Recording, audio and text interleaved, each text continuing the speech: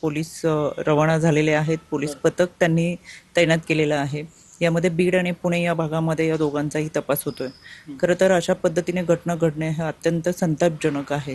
राज्य महिला आयोग म्हणून आम्ही याची दखल घेतलेलीच आहे. यामध्ये दोन्हीही आरोपींवरती BNS अंतर्गत गुन्हा नोंद करण्यात आलेला आहे. त्याचबरोबर यापूर्वी डॉक्टर महिलेंनी या व्यक्तींच्या ताई, माहिती अशी कळते की यापूर्वी देखील या डॉक्टर महिलेने काही तक्रारी केल्या होत्या, त्याची दखल पोलिसांनी घेतलेली नाही. मी स्वतः आता सकाळपासून पोलीस अधीक्षक सातारा यांच्या संपर्कात आहे. यामध्ये या महिला डॉक्टरांनी सुद्धा पोलिसांच्या विरोधात तक्रार दाखल केली होती आणि पोलिसांची सुद्धा डॉक्टर महिलेच्या विरोधात तक्रार होती. आता पुढे तपास जात असताना या अनुषंगाने सविस्तर माहिती आज दिवसभरात आपल्याकडे येईलच की डॉक्टरांच्या विरोधात का तक्रार होती आणि एकमेकांच्या विरोधात तक्रार देण्यापाठीमागं कारण काय होतं. म्हणजे पोलिसांची सुद्धा तक्रार आहे, डॉक्टरांची सुद्धा तक्रार आहे. तर याच्यामध्ये डॉक्टरांकडे काही तपास जेव्हा जात होता त्यावेळेस तो अनफिट आहे असं दाखवलं जात होता किंवा त्यांना ॲडमिट करून घेणं, अशा बऱ्याच काही गोष्टी मागच्या आहेत.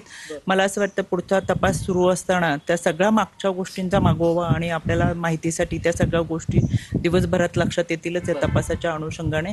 पण अशा घटना खरं घडू नयेत आणि खऱ्या अर्थानं पोलिसांवरती जो विश्वास आहे तो कुठंतरी या गोष्टींमुळे, या कृत्यांमुळे कुठेतरी त्यामध्ये एक सांचकता निर्माण होते. त्याच्यामुळे पोलिसांनी जरी डॉक्टरांनी जर त्या संदर्भात काही तक्रार दाखल केली असेल आणि या कोणत्या यंत्रणेने दुर्लक्ष केलेलं आहे तर त्यांच्यावरती सुद्धा कारवाईची मागणी ही राज्य महिला आयोगाच्या वतीनं तर आहेच, पण याचा पाठपुरावा महिला आयोग सुद्धा करेल. ज्यावेळेस हे सगळं सुसाईड झालं, सुसाईड नोट हातावर लिहिली त्या डॉक्टर महिलांनी आणि त्याच्यात थेट लिहिलेलं आहे की 4 वेळा अत्याचार केला किंवा आणखी एक व्यक्ती आहे त्यांनी मानसिक छळ केला.